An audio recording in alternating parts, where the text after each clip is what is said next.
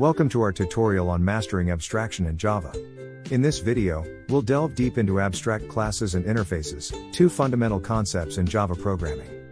But first, what exactly is abstraction?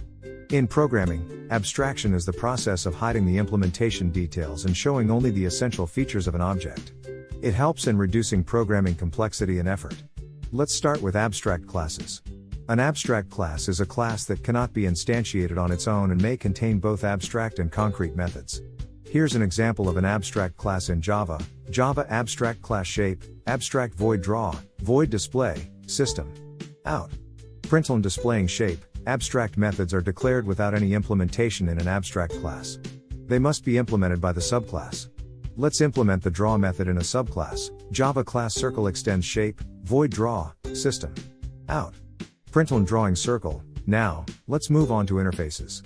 An interface is a reference type in Java, similar to a class, that can contain only constants, method signatures, default methods, static methods, and nested types.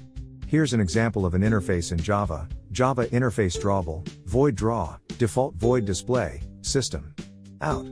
Println displaying drawable. To use an interface, a class must implement it. Let's see how. Java class rectangle implements drawable, public void draw, system, out. Println drawing rectangle. Now, let's compare abstract classes and interfaces. While abstract classes can have both abstract and concrete methods, interfaces can only have method signatures. Use abstract classes when you have a base class with some concrete methods that can be shared among subclasses, and you want to enforce certain methods to be implemented by subclasses. On the other hand, use interfaces when you want to define a contract for classes that don't share a common parent. They're useful for achieving multiple inheritances and defining behavior for unrelated classes. In conclusion, abstraction is a powerful concept in Java, and understanding abstract classes and interfaces is crucial for building robust and scalable applications.